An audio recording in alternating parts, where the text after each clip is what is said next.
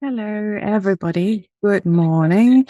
Thank you for joining our second webinar in efficiency law, which is the regulation over lightweight vehicles in Chile. We did the first meeting in May in last year, and today we're doing the second meeting where we discuss the results of the second monitoring report that we have published very recently, in which we will show you the opportunities and progress in the vehicle market. So we'll wait a few minutes while the presentation begins. In the meantime, everyone who joins, we are now over 30 people. We have so many more who wanted to participate, and we want to begin soon.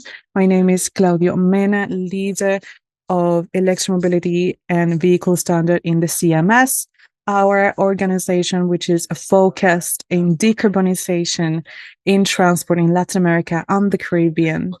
Thank you for joining us. I can see that our audience is increasing rapidly in this webinar.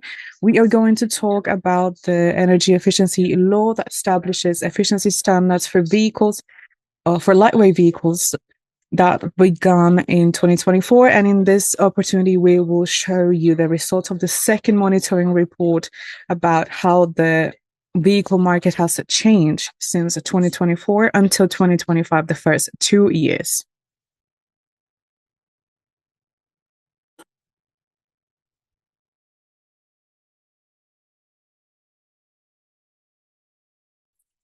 Before we begin, I would like to provide some instructions to our audience. I would like to invite you to modify your name so that we are able to recognize you appropriately.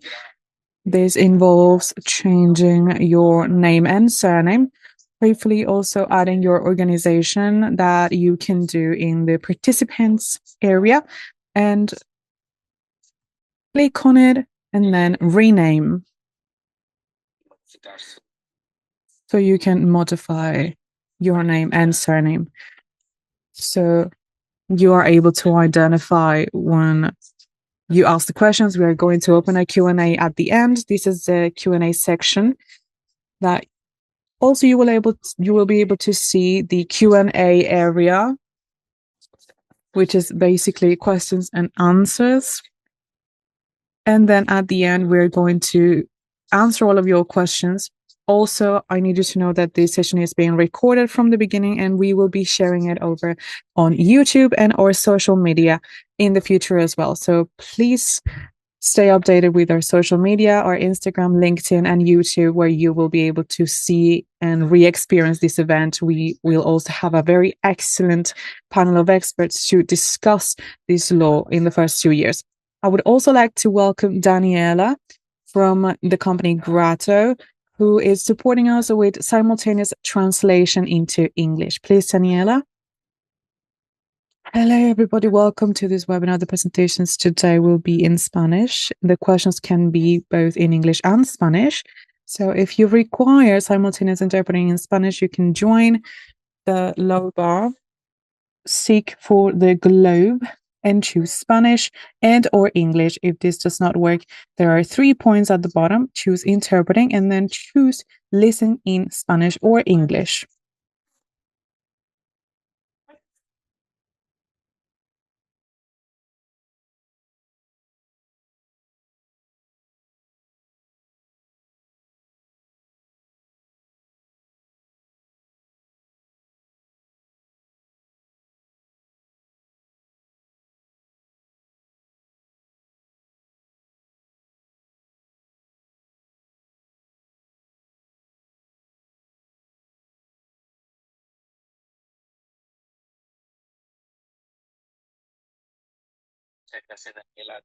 Thank you, Daniela. It is totally clear. Also very important for us that we are being watched all over the world. This is a very important public policy to boost electromobility.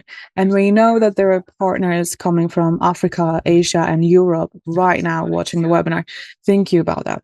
Now, I would like to welcome to our agenda. This will start with the welcoming words. that we are doing as of right now.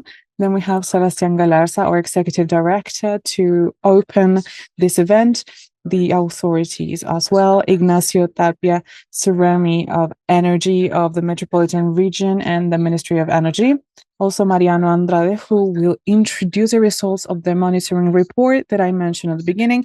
And then later on, we will open the panel discussion regarding the first 2 years that will be moderated by the executive director, Sebastián Galarza. And finally, we open in the last few minutes of the webinar, the Q&A section, where, as I mentioned, we invite you to leave your questions in that platform, in that area, to close our webinar. So to begin the webinar, I would like to welcome Sebastián Galarza, our executive director from the CMS. Sebastián, please join us. Thank you so much, Claudio, for the introduction and for your beautiful words of logistics for this webinar. For us, it's such a nice opportunity to open a space where we want to monitor the advancement of public policies that are so important for decarbonization in our country, and also bring to conversation all of these actors that are so relevant, so we are able to progress in that direction. Nowadays, we have the opportunity to have authorities from the Metropolitan region with representatives from the industry that are implementing these public policies, and also representatives of different economical sectors that are involved in electrification of our economy. And finally, we also have experts with experience in how this was born in Chile and how this experience can be useful for other countries, not only in Latin America and the Caribbean, but also all over the world, to use policies that seek to increase the offer of efficient vehicles, specifically electric vehicles. With this, I want to thank you for your participation.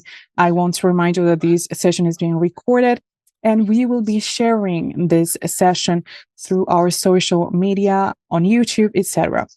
Everything is going to be available for you, and any questions that you may have regarding what we are showing you or the report itself that we will be sharing as well, we are always there and ready to answer your questions. Thank you so much, Claudio, and I give you the floor so we can start the next session. Thank you, Sebastián, for your kind words. I would like to continue and welcome our authorities present. The Regional Ministerial Secretary, Ignacio Tapia, from the Ministry of Energy of the Metropolitan region. Thank you, Ignacio. Thank you, Claudio. Well, good morning, everybody. First of all, I want to say that I feel just like at home. It feels like family to me. You know that I came from this segment, and it's always so nice to be able to see you again, all of you. But first of all, let's start with the welcoming words, which is basically thanking you, the CMS, for the invitation of joining us of this presentation of the second monitoring report of energy efficiency for lightweight vehicles that was done in Chile 2024 and 2025. This allows us to create a concrete experience of how public policies boosted by the state are contributing to the transformation of transport in our country. It's always important to highlight that these initiatives are transversal policies that go beyond governments. So we will always highlight and put emphasis that these are state policies. Now, 5 years after the publication of the energy efficiency law and after the standard was established for lightweight vehicles, we can ensure that this policy has very real results. Data says that the vehicle market in Chile is evolving towards an offer that is more and more efficient, with more incorporation of zero technology and lower emission technology. One of the most indicative performances is between 2023 and 2025, where the amount of vehicle models in the market grew from 44 to 138 models available, which represents a growth of over 200%. Plus, the internal combustion models diminished in 32%, reflecting an adaptation of the industry to the new demands of efficiency and sustainability. We also saw very good advancement in adapting and adopting these technologies from the users. In 2021, electric vehicles and hybrid vehicles were only 0.2% of sales of new vehicles. In 2026, that participation reaches at least 7.2%. That is key evidence of the growth of electromobility in our country. To this, we add an improvement in energy performance in vehicles that are being commercialized today, and the average performance went from a lower number to at least 2.8 kilometers per liter of gasoline equivalent in the first semester of 2026. This reaches very closely to the reference standard for this stage of implementation. Why do we mention all of these numbers? Because these results are consistent with the perspective that we have as a ministry in the energy route for 2026 until 2030. So we can move on to an energy system that is cleaner, competitive, and focused on people. And in that way, energy efficiency and decarbonization of transport have a priority spot, because we know that energy that is cleaner is that we do not need to consume. Like so, these advancements have the compliance of the new strategy onto the year 2030 that establishes as a target that 20% of sales of lightweight and medium lightweight vehicles will be zero emissions for 2030. It is an ambitious target, but I do not have any doubt that the private sector, joined with all of us, will be able to accomplish.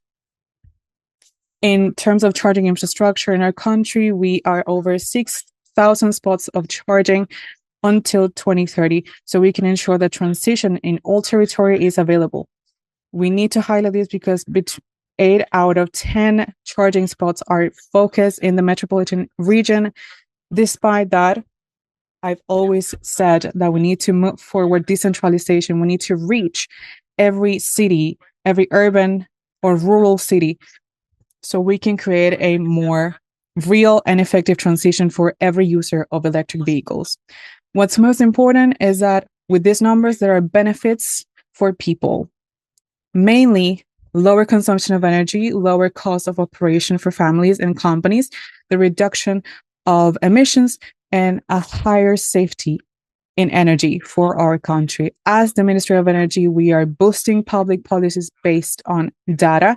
We are working with other institutions, such as the Ministry of Transport and Telecommunications, Ministry of Public and Civil Work, Urban Ministry, the Superintendency of Electricity and Fuels, the industries, and citizens, so we can boost this transition. Life that is sustainable requires a group effort. And with the results presented today, we see that we are on the right track. I want to finish this speech by congratulating the CMS, every technical team, and all the institutions that contributed to this report, because having strong information is fundamental to evaluate our progress and perfect our public policies, and then contribute even more to a more efficient, more sustainable Chile with a better quality of life for everyone. Thank you. Thank you for your kind words, Ignacio Tapia, and also for opening a space in his agenda with all the great interventions and the numbers that you mentioned. Also so relevant to show that electromobility is progressively moving forward in our country, enabling this improvement in the quality of life, not only in environmental terms, but also in economical terms. Thank you. Thank you for your words. Now, to move on with our event, I would like to introduce Mariano Andrade, who is part of my team. He is analyst of standard and electromobility, with whom I've been working so hard in the past few months in the second monitoring report, who he will introduce, and he will provide a lot of options of conversation for the future upcoming panel. Thank you, Mariano. Thank you, Claudia, for this introduction. And I would like to start today with this information that you have on screen. It says that 76% of emissions in Chile come from the energy sector. And if we go in detail within this percentage, the principal area is transport. Why do I say this? I want to invite you today to listen to this webinar in the presentation and the panel that we have coming up from an environmental perspective. Data shows that it is urgent that we have action to reduce emission in transport. And with this, we are able as humans to diminish the impact that we are creating to provide contribution to climate change and the climate challenge.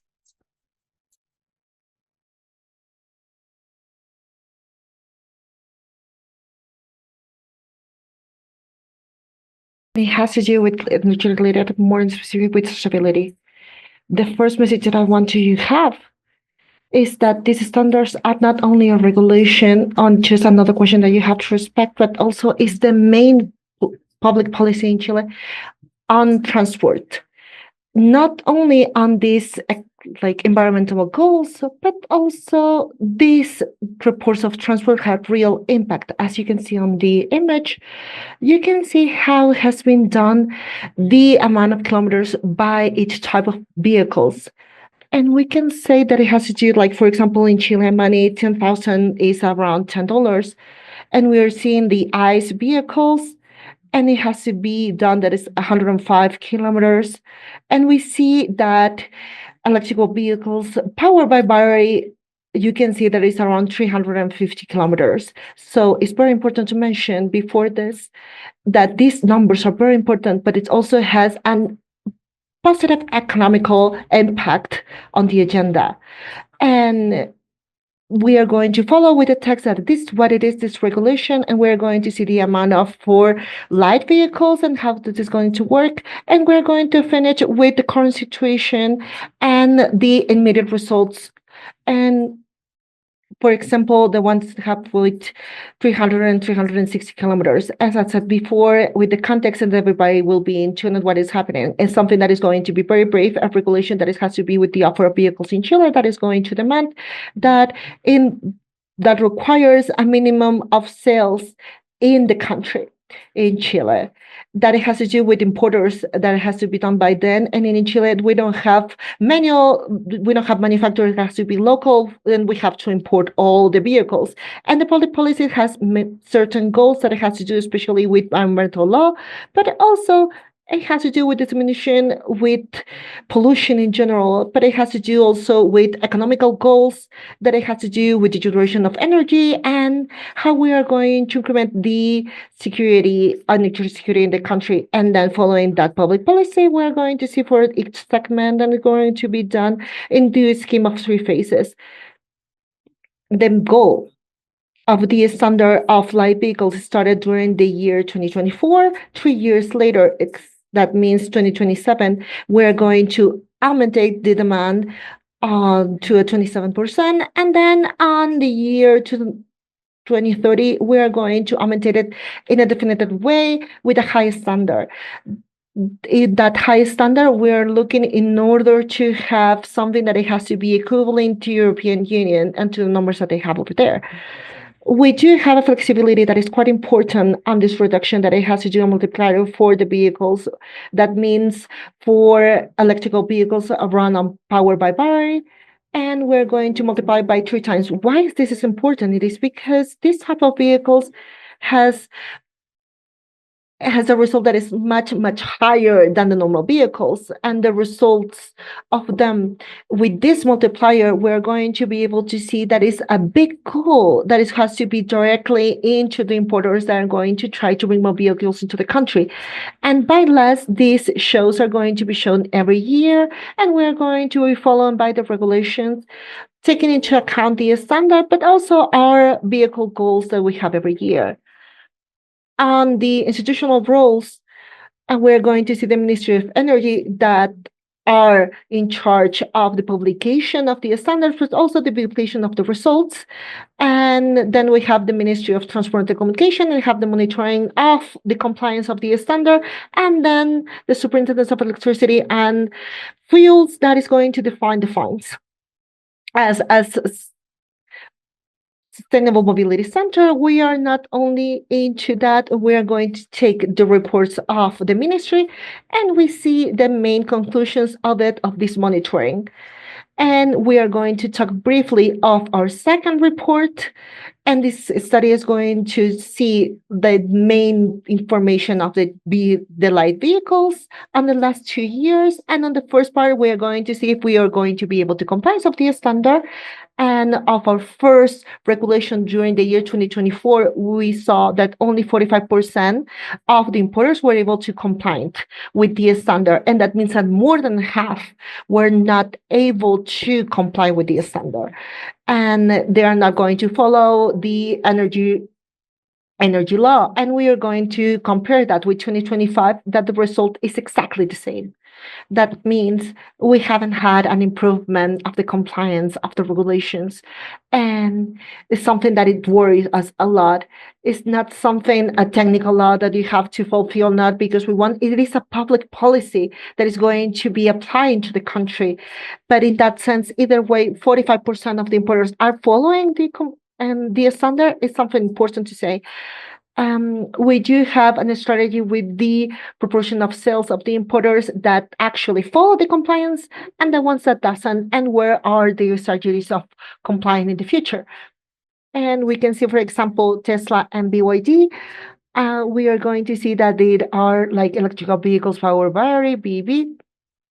And on the second way, we have the strategy of commercialize different type of technologies, and in order to comply with the compliance in the future. And the third place is we have the example of Toyota that is going to have like compliance of ICE and sales with HEV in order to surpass that. And then the most common strategy that it has to do with ICE vehicles that are going to follow with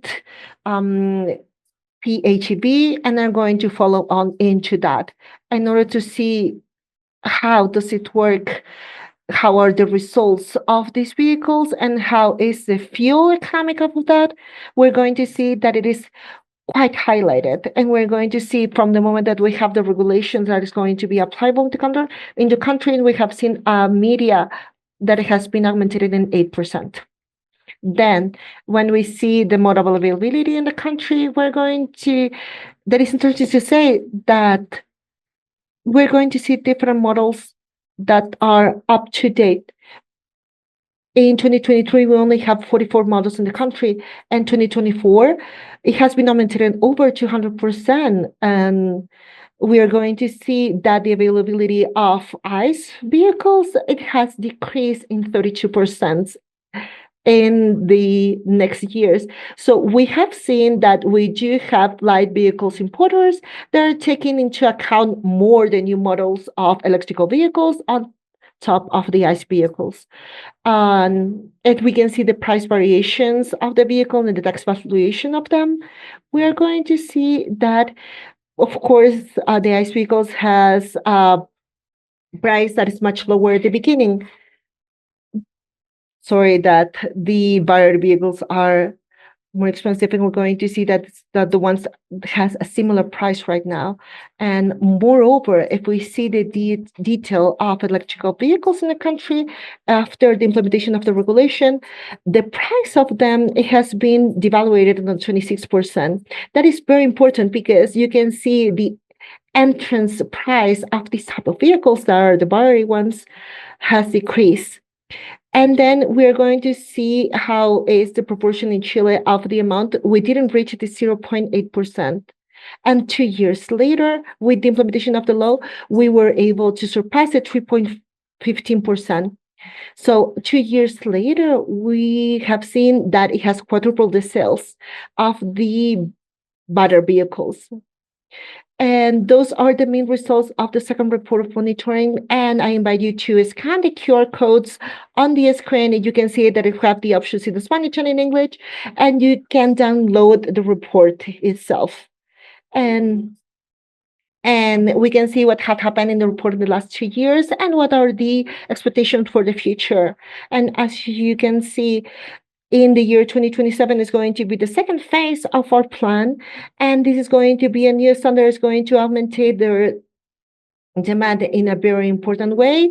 So the importers of vehicles, they have to take this into account in order to change the regulations. In this context, it is important to take into account two concepts. The first one is that on 2026, during the first semester, we're going to see that this type of vehicles, the variable vehicles, it has been augmented a lot, the demand. And we're going to see, for example, the crisis of the crisis of Hormuz, and we are taking into account that. But we have seen that the first semester of 2026, we have been able to sell over 7.17%. And on the other side, conventional vehicles. And for us, it's very important. It is enough, these type of vehicles, in order to fulfill the standard we're going to have in the second phase of 2027. We can see right now that conventional vehicles that it has been commercialized on the first semester of 2026, 89% is not enough in order to fulfill this phase. So the strategy to sell only ICE vehicle on top of conventional vehicles, bio vehicles on top of the ICE vehicles is not working. So for this new context, for 2026, are we going to be able to go to phase two? Incredible. It is to say that even if we have improved the standard, the fulfill of the compliance has been augmented, and we have seen augmentation of buying of electrical vehicles in the national market, and we have seen that it has augmented in a certain amount. And then passing finally, what it is, the standard of medium duty vehicles. This is the standard that has been published in 2024, and it has to start to be working on 2025.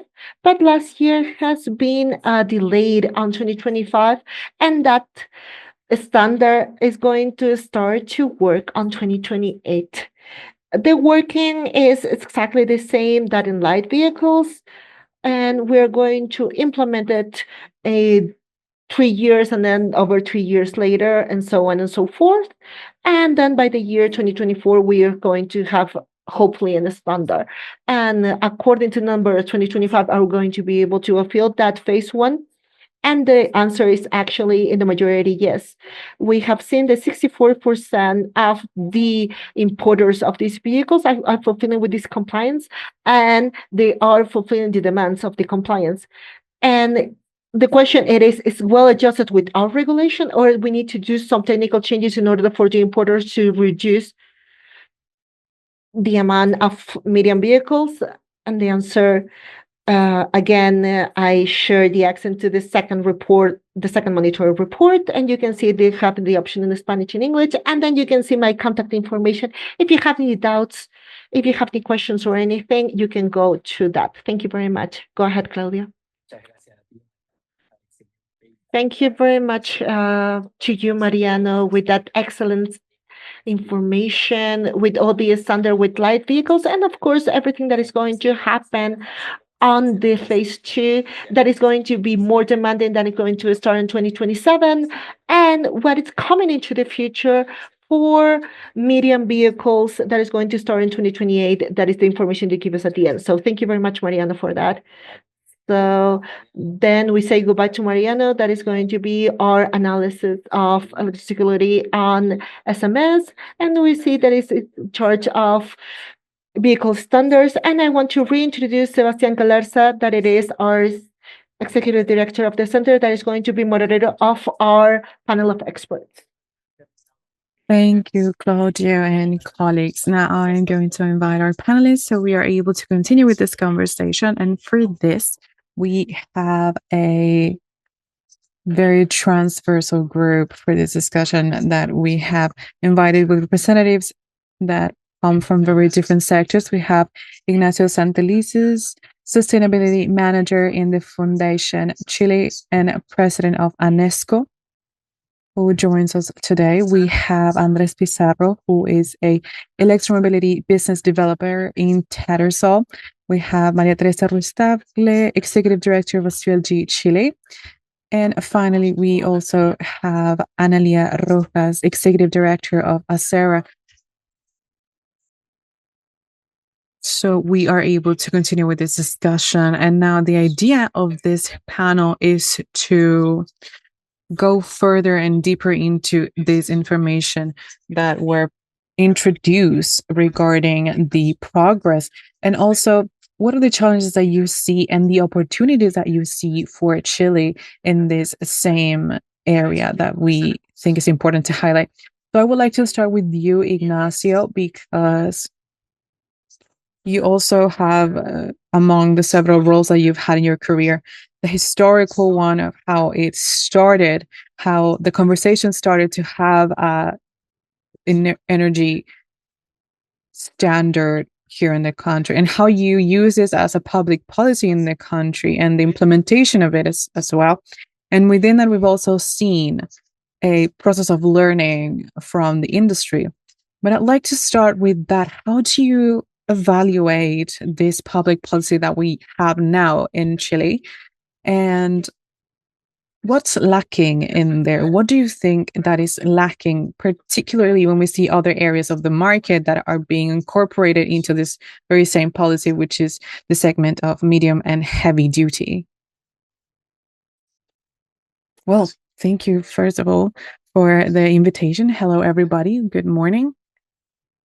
Well, this component of transport is part of a more integral law of energy efficiency that we were talking about and developing for many years. This started about 2014, and the discussions, the meetings, the work with the private area, the private sector. Then we started this law project in 2018, and it was approved in the Congress in 2021. So what I mean is that this public policy was totally transversal, and it involves the design. It happened over two governments, including the process in the Congress. Now this is the fourth government that we're working with this. And it has several components, management for big companies, for example.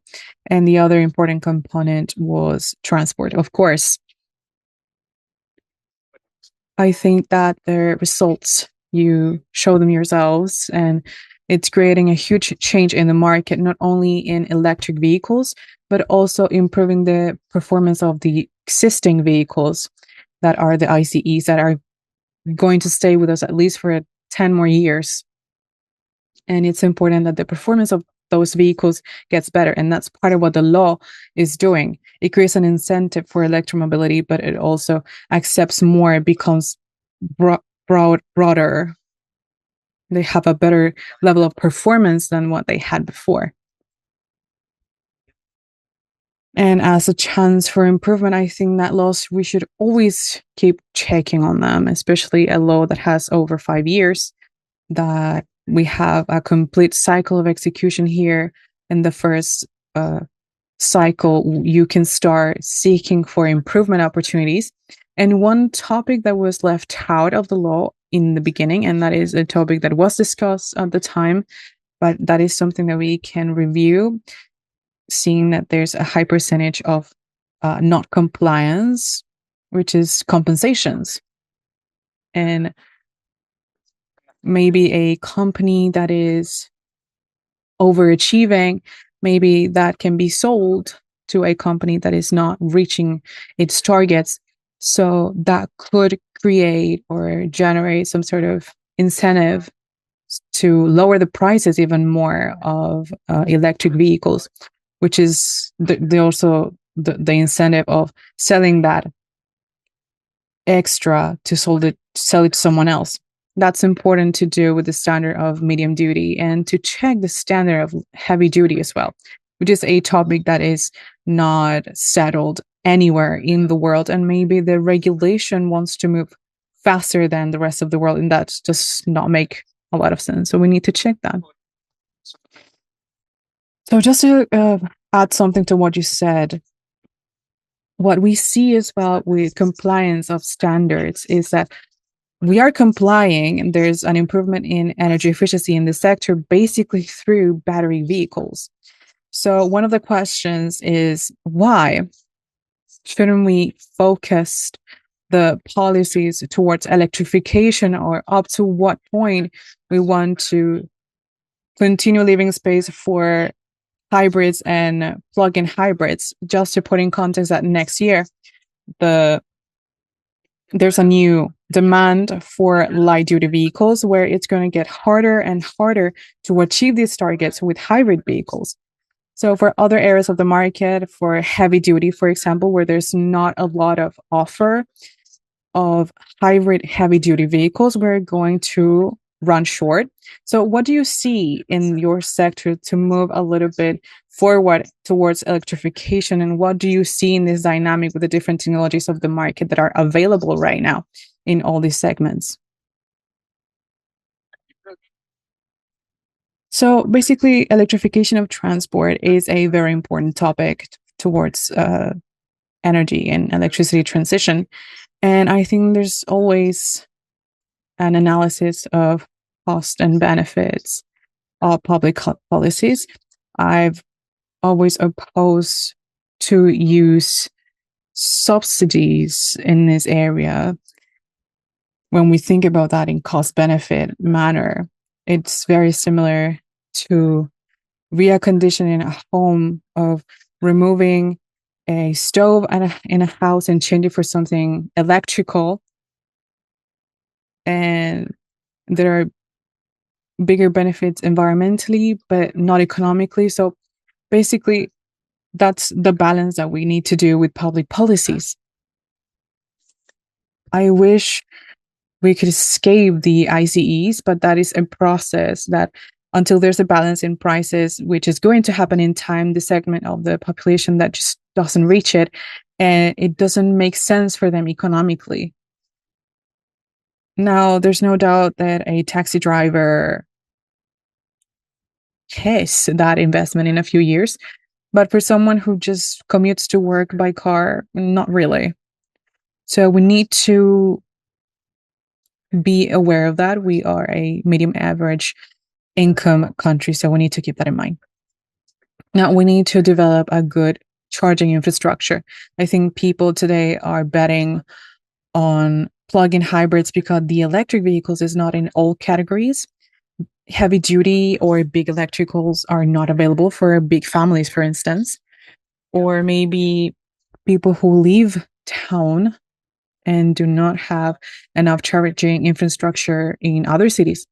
So I would say the public policies can be part of that conversation, identifying minimal charging infrastructure so they can support the development of cities.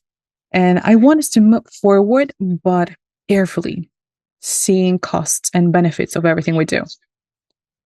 Okay, and Ignacio, to close this, a little bit of a reflection for everyone participating in this webinar that come from other countries and have policies in folders similar to this. And how was this trajectory? What are the choices that they could make to create their own path? I would say that part of the merit was not to use subsidies. There was a lot of pressure for that at some point. We now have 6% of our sales that are electric vehicles, and Latin American countries that have used subsidies are only in 10%, but they have spent a huge amount of resources for this. And I think that there are more effective uses of that money if we want to move forward in electrification. So I would say that subsidies are not necessary. And this is a policy that was most recommended by the International Energy Association and other international organisms because it creates incentives from offers, not from demand, from what's in the supply area. And that makes you lower your prices, and that can be applied in terms of enough infrastructure. It is a key to move forward. And we need to see this integrally.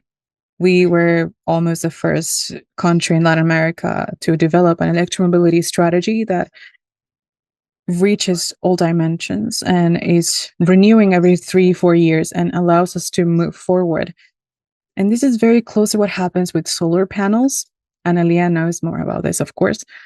But we see how many countries used to bet in subsidies, which was great for us because, of course, this allowed the development of industries, of the market. What we did was we saw the conditions, regulations, norms, and then we provided stability so that when this was actually possible economically, we could see it develop, and it's been developing on its own. But thinking about in great scale, it developed basically by itself when it made sense economically. So betting on electromobility should be the same. Let's create conditions that support infrastructure that allows it, and this will happen on its own without the need to be supporting it with more subsidies. Thank you, Ignacio, for this reflection. And I want to go to Andres, who is implementing this public policy from a car selling company. And we want to hear from you, Andres, how you've experienced this public policy and that has this very clear component that wants to bring a more attractive offer and supply to the market in terms of efficient electric vehicles. And you do have a very diverse experience with this public policy. So tell us from your side, how do you experience this transition of incorporating this public policy in Tattersall, and how you're experiencing this transition inside and how you are trying to comply with the norms. Thank you, Sebastián. Thank you for your invitation. And from Tattersall, I think electromobility is not new to us. From leasing, I think we're one of the greatest actors in the leasing business here in the country. We have been using electric vehicles for over 10 years. And from the point of view of companies that they seek to comply with company responsibility or cost effectiveness, we always work with operational leasing with electric vehicles for vehicles that at the time were just not good for a final consumer. It's been a long few years. And in Tattersall, one of the division is Automotive Tattersall. We're a very small actor in the great area of vehicles of all brands. So within our strategy for the last few years, it's let's create a niche in which we have experience and we grow. And around 2022, 2023, we made the choice of creating a electromobility team to tackle light duty, heavy duty, and even machinery. And that's part of the report in the terms of light duty vehicle. We started with a product that the country needed. So if we had the advantage of entering the market with something new that adjusted what the market was experiencing. So we are very pro-market and pro what the people are looking for. So we believe that the law of energy efficiency helped this a lot, but there's also the doubt of if the reward or the punishment is the best choice, like what's happening with the European Union, with the makers.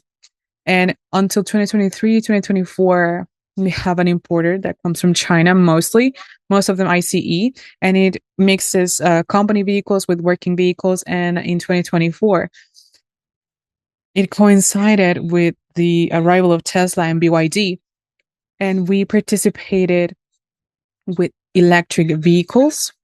And at the end of last year, with plug-in hybrid electric vehicles as well. If I'm not mistaken, we are in number 3 of the list of the most amount of cars on a national level. We hope to reach over 600 models. And finally, and focusing on the results of this study, we are tackling areas that are looking for this. Probably if we're talking about segments of companies and people, for us, the main product is a pickup truck. It's a segment that for a long time it's been looking for electromobility, especially us, producers like Kaufman, Gildemeister, Derco, trying to see where we can put this electric pickup or this hybrid pickup car in this sector of the industry, for example, mining or forestry. So nowadays, we now have products in the industry, particularly us, that are competitive price wise and that are paid with operation, or hybrids that with a lower price, we have very good performance. Nonetheless, as Ignacio said, elements that are lacking in certain areas in the industry, maybe not just in subsidy, that not always helps, but they do provide good performance in implementation. Maybe the green tax is added, and maybe a few elements like accelerated depreciation, which we need to make a few years go by. And in terms of people, infrastructure, today we have a whole department. We have places where it's not easy to have infrastructure access, and it is really hard to do. And hybrid, it's a little easier for them. But in the end, we have incentives or maybe a punishment for importers that do not bring better technology. But there is also a step that we need to add for the demand. It's able to take these products, and there's not such a huge change in changing to hybrids or electrics. Hey, Andres, how this policy is going to help you out in order to find new markets for the Chilean markets, new products for the Chilean markets, because we have seen that we are a market that is like the reception of technology. For example, China, the US, and European Union, they manufacture their own vehicles, and their dynamics are quite different around the electrical vehicles, especially. But in Chile, we are importer of everything that we consume, and we speak from like vehicle products. So I would love to know how this is going to help you out in order to see what models you're going to bring to the models or not, and how this is going to go into a profile in the future in order to see how the demands of the markets, in order to bring new brands, new models, or maybe models that are going to be fully electrical or more efficient. If we're speaking about bringing more models, and I think it's all the importers has a problem with the market because the market is quite small. The amount of population is quite small too, and we can see the amount of sales that we have on the country is not quite different from the one that we have in Argentina, for example. But we do have in favor is that we have a very grow market. Talking about the future, for example, 5 years ago, we're still talking about this standard, yes, and we will not do this other standard. But if we speak about the network of the metropolitan region of transport system, and for example, in everything that they enter in order to let them know the other companies that this can be done, and with very good results. With that, we have had like different results, and today the manufacturers have seen that in Chile it's a good thing not only to bring products but also to test our products.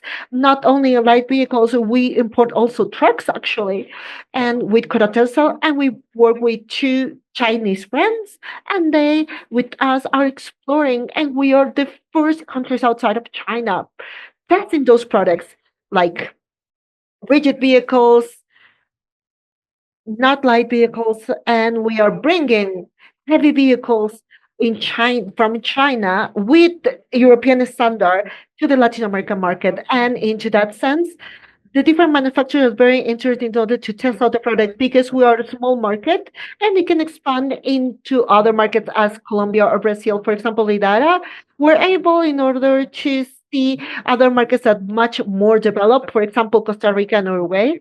And then they're jumping right into Latin America. And we hope that our panel with Long Ferifao is going to do the same. For example, with the Chinese market, we're going to be able to grow from Chile towards other markets.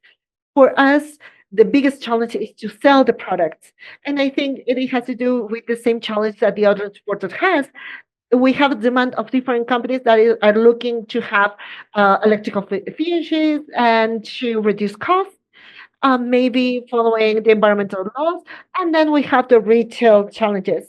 And maybe you're not very familiar. We have very much different variables from that.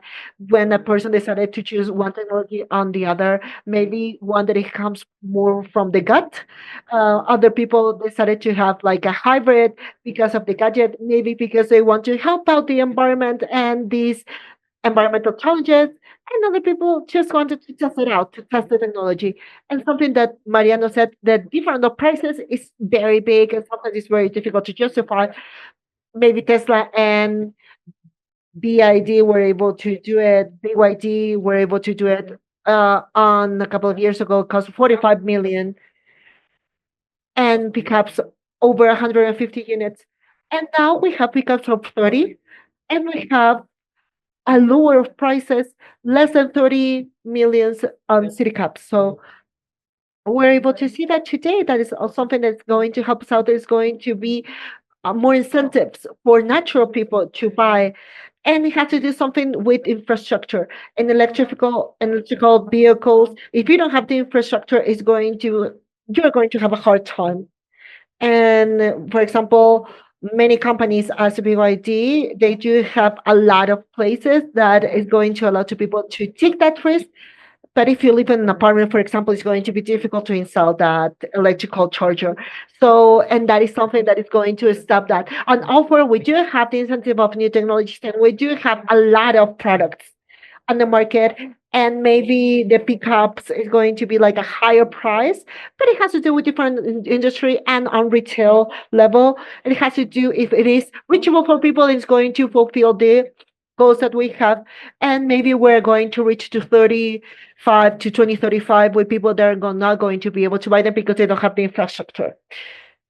Thank you very much, Andres. And it's very important what you highlight, especially with this link that we have with the goals that the companies has that are looking in order to implement electromobility. And with that, we would love to jump to Teresa. Teresa, you, when your group CLG that are leaders on climate change. You're working with a lot of electromobility situations, and we love to continue the conversation with that. And I would love for you to see the things with your partners and how CLG is created and how your partners are approaching electromobility, what are their necessities, and how they are going to be positioned into these public policies and the requirements that they have, what are their perceptions from the sound of electromobility. Thank you very much, Sebastián, and thank you very much for all the organizers of this webinar. This is very relevant in order to include the private sector, include the demand area. We have been speaking about the offer, but without demand, we don't have anything. And supply and demands were like that. We are 54 companies that are very into decarbonize the economy. And as we spoke, the transport sector is very relevant because it's the fuel is importer and taking into account all the wars, the prices has been very impacted, and we have seen like 2.5% of the PIB of the bat of the income of the country. So we have seen that and an impact of the companies of the, and we have seen on the graphic the companies, the private company has to do with competitivity and how we're going to create this commitment with this commitment with the electromobility, what it has to do with also with access to the market, access to financing, access that is going to allow them in order to participate into the general market in the future. And it is because of that we have decided to create one of our challenges and goals in order to continue going into the electrification of the economy. And we have decided to work with the transport sector because of all the reasons that have been spoken already today. Having said that, I'm going to talk to you about how has been our experience because the reality is that you have spoken more about the supply, but from the demand, we do have good intentions. We do want to go forward to this subject, but we have seen how much, in particular, the company, for example, CLG, are actually electrified in their transport situation is not that much. It's very low. The big amount it has to do between 1 and 10%. So clearly, there is a big possibility to augment that amount. Another main factor is that we speak with the companies, especially, for example, if we speak about trucks, the small trucks, light trucks, the radio of use is 100 or 200 kilometers on top. And electromobility is an option that is very important for us for the amount of kilometers that they use in the area and why we have not been able to go forward. And that is something that we have been talking with our different electromobility companies. And one, of course, we have already talked about this before, and it has to do with the chargers, the infrastructure. The charging infrastructure is a problem. Another issue, it is the price, but the price has been reduced in the last couple of years. And another issue that we have not been able to speak about is the total property price of the vehicle. It's not only the sale price of the vehicle, but also the depreciation of the life of the vehicle and the use of the batteries in the future. Because different from companies and the people, maybe a natural person is going to just like decided to use one on the other just because of a gut feeling. But we need to have to think about from the company's stand and feel, we have to think about the business. And that is an issue because on paper, we just have to do the math. But when we do it on a daily basis, we are not very clear about what is the real value of the whole vehicle, about everything. And there you have not done that question, Sebastian. Maybe you will do it. Maybe that is a role of the public sector. Private sector want to know that number. What is the real price? And of course, the companies that sells want to give that number away. But we do have a certain uncertainty about those values. And then says the public services do have a role to help out in order to be more transparent about that type of information. And also we do have a problem of prices, how that is going to, the prices are going to be, and especially with Trump and the taxes and all of that, we do have an uncertainty of the taxes of it. And another thing that we have not taken into account, and of course it's relevant for the company, especially CLG, and it has to do with insurance. The insurance companies need to have the information. It's not only one that buy, but also the one that is going to give an insurance of that product. But it has to do to have more certainty about everything. And I think that whole conversation now is very relevant. Thank you very much, Teresa, because you are like opening the action field that we need to escalate this in the future.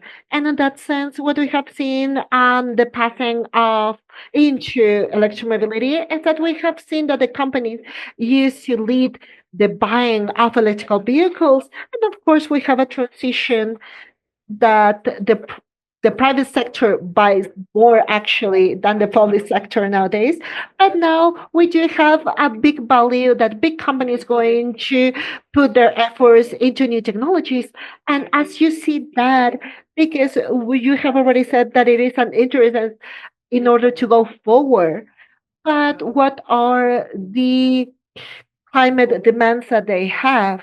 And how this has been pushing in order to focus on the transport area, because many of the other aspects that have been associated with energy, especially with clean energies, are already fulfilled. And we have not been able to see much work on that. It's a good question, actually, because we have seen on first instance, we tend to think that transport is very important for the companies in order to be in charge of fuel gas emissions, but transport in many companies is not that important actually. And you might say why they do it anyways. And then you have different drivers. One might be drive by fulfillment of one law, but then we do need to put all the elements as a whole because electromobility means a reduce of cost, better efficiency, means uh, energy energetic efficiency, better development, and all of that together, we need to work. We can not only talk about decarbonization, that is important, but we need to put goals as a whole to do this double click that it is to speak about decarbonization, about talking about pollution, to talk about the big beneficials that has electromobility, taking into account local pollution on the area. And we do need to quantify those benefits in order to see if we can go forward. If you speak about with the companies of CLG and the main drivers that they have in order to go forward into electromobility is the reduction and of course the climate change commitment, but it has to do the reduce of cost and it has to do with the reputation. So I think that we cannot only go forward into one line because we're not going to be able to justify the product only on one goal. We need to speak about Chile. We are speaking a country that doesn't have fuel in the country, and those fuels impact a lot in our polluted air and security and in our economy. And if we take all these elements into account, we do have much backup in order to go forward into electromobility. And that is something that the companies are not understanding, and they didn't need to understand that it's going to have a positive results on their competitiveness between the market. We have been talking about a lot about the supply, but we need to think about why the demand is not moving on the same way that the supply. We need to understand, identify these points not only in the private sector but also with the public sector in order to unstuck this issue in order to go forward. I thank you very much, Teresa. And then we can go with the discussion with Analia. Last but not least, thank you very much for being with us. And Teresa has been talking about a lot of main issues that are very important. And we have been able to talk about, but understanding why we invite Acera to this discussion in order to speak about the electrification of the transport. And there we have a lot of opportunities. On one side, we have this eager to identify the demand. And I'm going to talk to you about that and give you the opportunity to talk about those opportunities. But what are the opportunities that you see on electrification of the transport through, for example, to the warehouses and all of that? That is your role, and how this whole discussion is going to create a conclusion on that. Thank you, Sebastian, for this invitation. And of course, first of all, congratulations to all the team in the CMS for this publication you presented. Of course, from Acera, we are going to talk about this probably from the area of transformation that is already happening in the electric system. You've heard us talk about it a lot, about this main focus that is how this transformation that is already going on, it can also have a huge enhancement regarding the incorporation of electric vehicles in this transition. I just want to say that regarding the topics that you've already mentioned, I am now in Valparaiso and I arrived here in an electric car, and I had something that they called this range anxiety to arrive. And you see how the vehicle has 380 kilometers of autonomy, but I added the radio. I was using radio the last time, so I started to think I'm not really like at an ease of mind, but everything that you've commented on in the intervention of Ignacio and Andres and Maria Teresa, I do agree, because we are experiencing that, especially when it comes to what is lacking that this electrical network has. Once we have solved other topics regarding the decision of purchasing a electric vehicle, so we are in the middle of a transformation in that way. So to speak about your perspective and how Acera can collaborate in this discussion, because we are a supply sector. So we talk about the supply a lot, but I want to invite you to look at this from up to understand what's happening in the national supply area with the renewable penetration, with the participation of non-conventional renewables and solar participation as well, and battery. So we're going to add the hook to the relation with electric vehicles. So Chile nowadays has an electric system with 40 gigas of capacity already installed. That's the big number. And there are 20 that are solar and wind power. Of those 20, 13 are solar. The other 6 or 7 are wind powered. And basically, that's where our biggest rich or strength of renewables is hydroelectricity, maybe. Well, today it is installed in 6.8 gigas of hydroelectric capacity as well. It is supporting very little, especially if we talk about the very bad weather that we had last week. So it's about only 15% of all the power consumed in Chile that came from hydroelectric power, while 42% of that generated power is focused in solar and wind powered as well. So basically what I want to say is that renewable energies are not outside. These are part of the structure in operation, in system development, etc. And still, with all of this huge meaning and how much it matters in terms of electricity, we see that the electric demand has not been growing. Last year, it grew only 0.4 points, very low from the GIP growth. And that electrification that we are talking about in terms of GDP or even in global numbers is not actually happening. And that is a concern that ACERA has incorporated even on a base level. We changed our statutes on last year.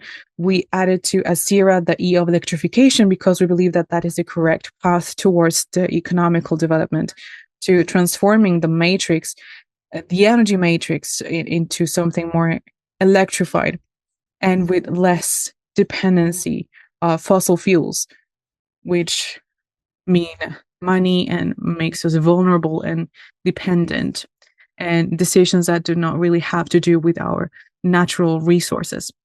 So the transformation basically has a lot of challenges. I think you've heard us talk about flexibility, for instance, which is the ability to adapt the behavior of the electric supply with how demand changes as well, and how the resources of supply keep changing, and to be able to manage variety. That's the huge challenge that we have nowadays. And without trying to reduce the safety of the system, the strengths, and in easy words, so you all understand, trying not to repeat at all something as vulnerable and expensive, which was the February 25 blackout.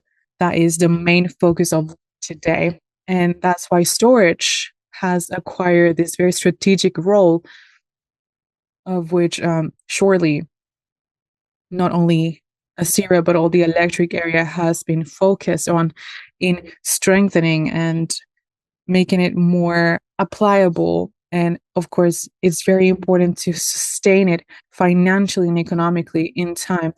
So again, numbers. Chile has 2.3 gigabytes of storage in operation, at least 4.7 or 5 hours of duration. So the battery, once it works in the system, it lasts at least 4.45 hours. So we have a huge amount of products in storage that are coming, 2.5 gigas that are in testing, and at least 4.6, 4.7 gigas in construction right now. So from that, we see the number that ACERA used not long ago, seeing that all of this development is happening. We're about to reach 10 gigas of operating batteries or in physical execution until 2028. So batteries stop being just a promise, something that we were waiting for. This was unthinkable a year and a half ago, but nowadays this is a infrastructure that is part of the electric system. So what's the point? All of this that is happening in big battery category. Batteries connected to the renewable centrals or independent projects, which are standalone projects. And also that happens the purpose of the storage to storage solar energy during the day, move it towards the night, and then provide operational flexibility, which is being able to participate of all the attributes of balance and network recuperation, which are complementary services to support frequency, tension, all of this chapter of services or attributes that the network requires. And from that mechanical inertia that we always had, as we were talking about rotation machines, when we replace them, if we have a plan of removing carbon, we change it for system-based and investment in electronics of power. Now, again, this transformation will not happen with only what's associated with big centrals, but also should happen on a redistribution network level in industry. And that's what we do with ASEBA. We had a conversation with the Commission of Energy, with the board, and how do industry need to be electrified if there's a supply that is renewable, if there are batteries that are managing energy on a electric system, it seems not to reach or not to connect with industry, with buildings, with homes, and obviously with the final user. So that's where, from us in Azera, there's the dimension of electric vehicles. For us, it is key. And that's the value that we can provide to this conversation, because basically we project the electric vehicle not just as a car or an efficient solution with that contaminates less, but as a resource, an energy resource that is distributed. That's the concept that we want to use and promote. Every electric vehicle, Sebastian, for us is going to incorporate a battery with 4 wheels, basically, but that is going to have very relevant capacity as it remains just parked for a long part of the day, and it's connected to a distribution network with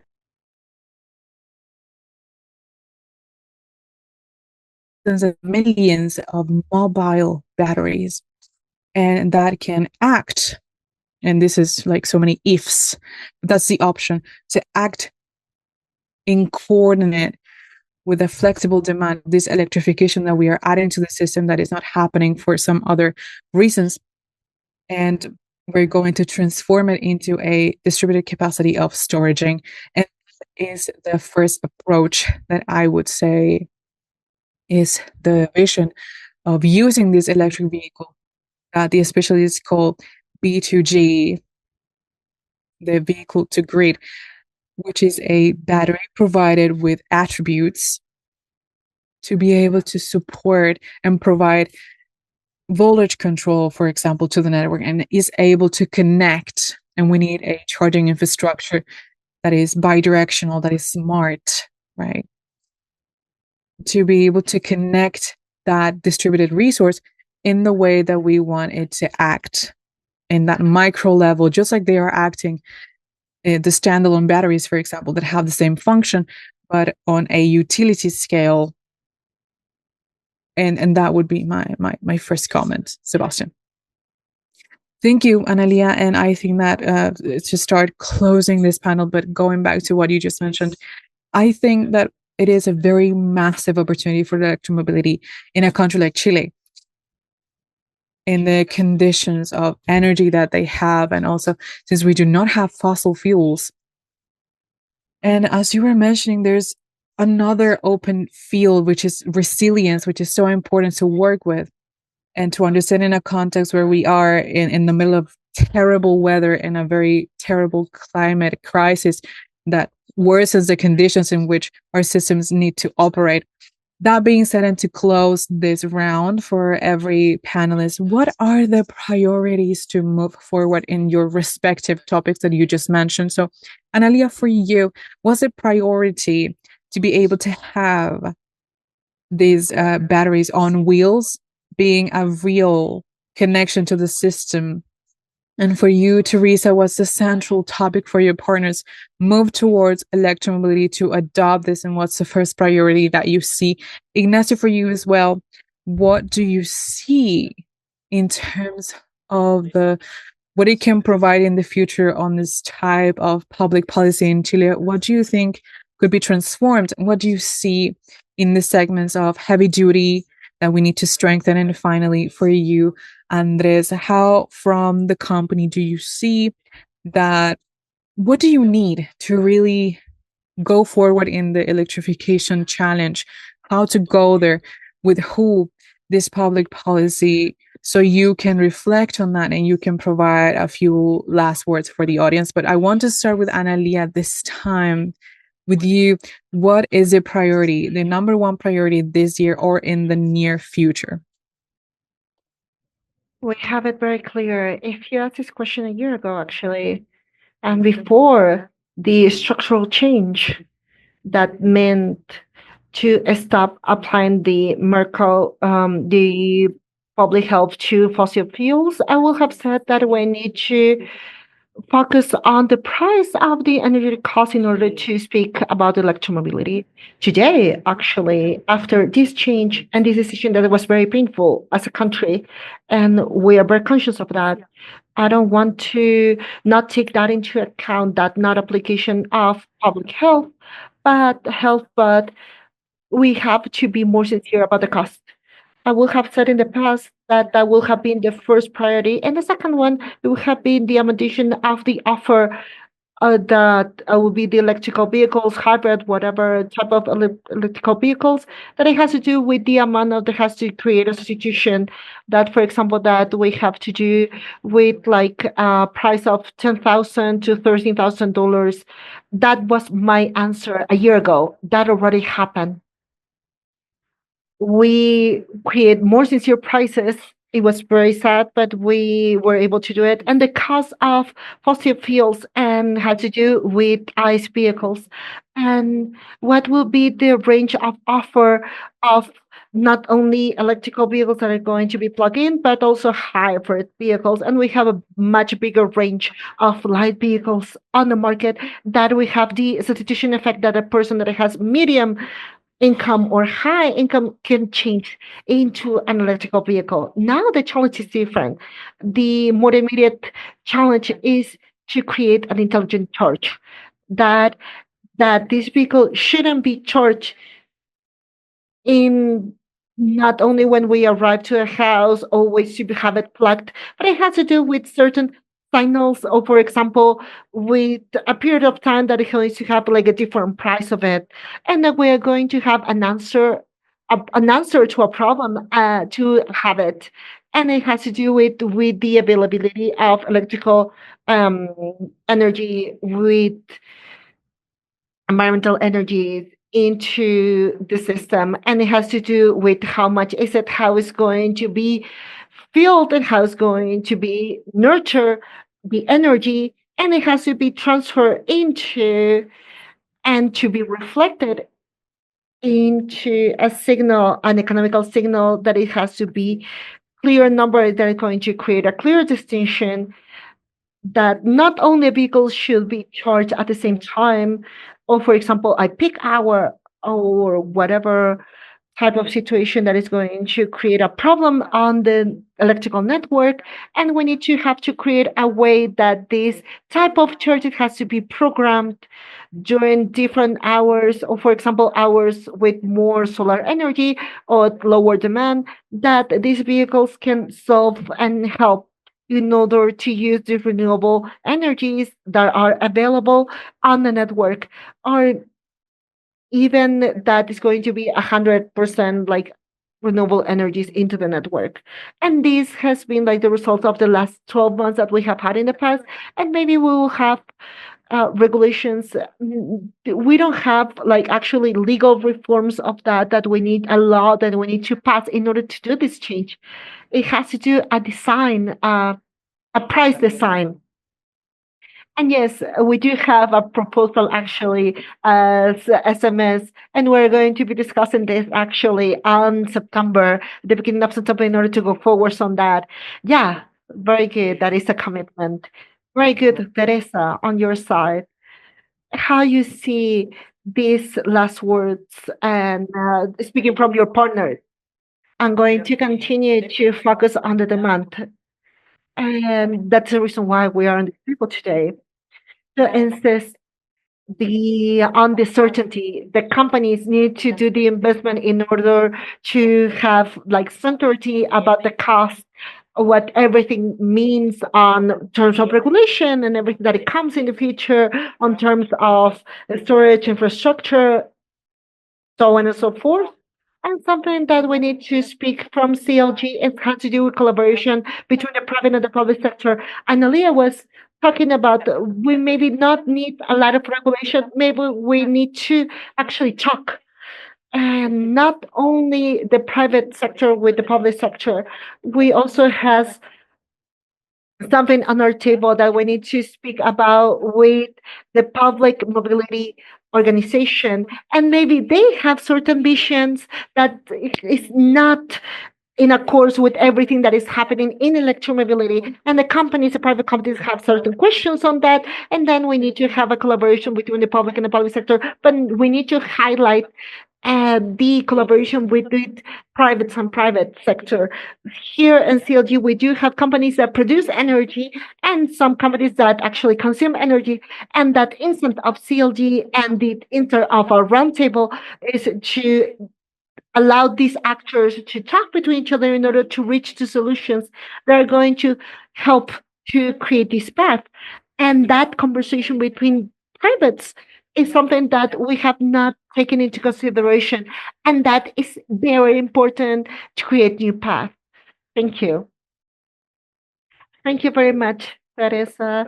And these spaces that you create is very important in order to create this. But then we have different organizations as Andres organizations that you work a lot in a circle of cells that it is between privates. So how for you are the next challenges? Your last words. Teresa already answered that, but it has to do the solution on segments, hybrid, heavy, light, in electrical. We do work a lot with the pattern and price, and the policies of fines works very good with us. And otherwise, bring rewards. And we are like growing in the market in heavy area. It has to do with the electrical. Has to be able to compete with the design. Um, and we have a limit of that, and the public transport mobility system and the very famous TCO is much more attractive for the electrical. On the light vehicles, we do have a lot of offer. We have a price that is very competitive, but the offer has certain challenges. The retail has challenges how we are going to be able to charge it. The vehicle, for example, is not something easy.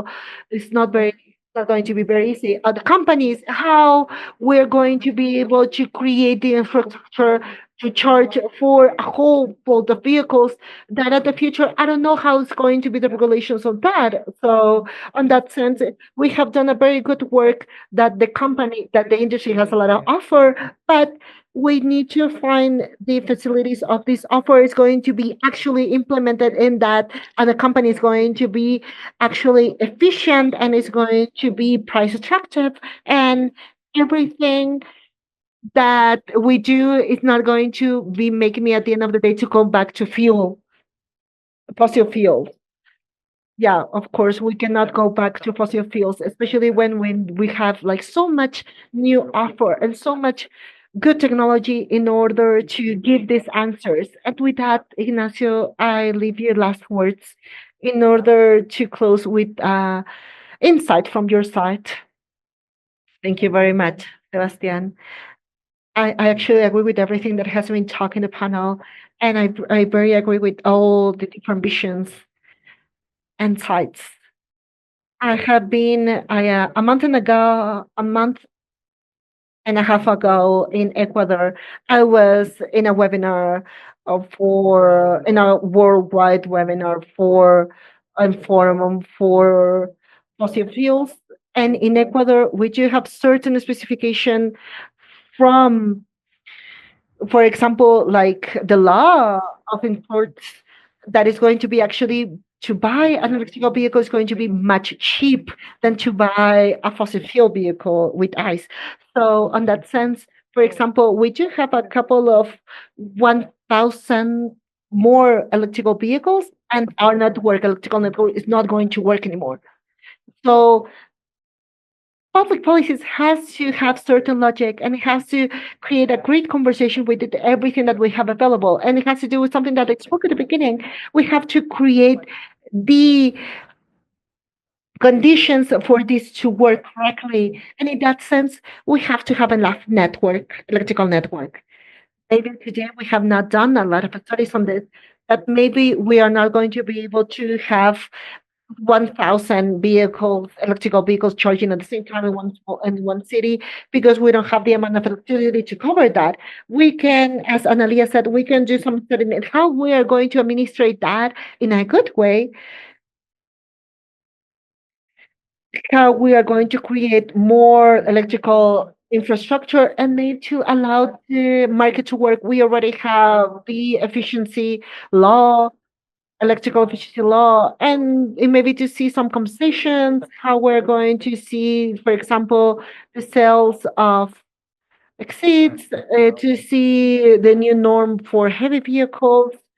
Maybe in a couple of years going to be something crazy. Maybe the logic was always going to be, oh, to follow the lines of developing world countries and the first world countries, and that is something that we follow the guidelines of the European Union. But if we see that everything is getting stuck a little bit, we need to be able to moderate that and to rearrange everything.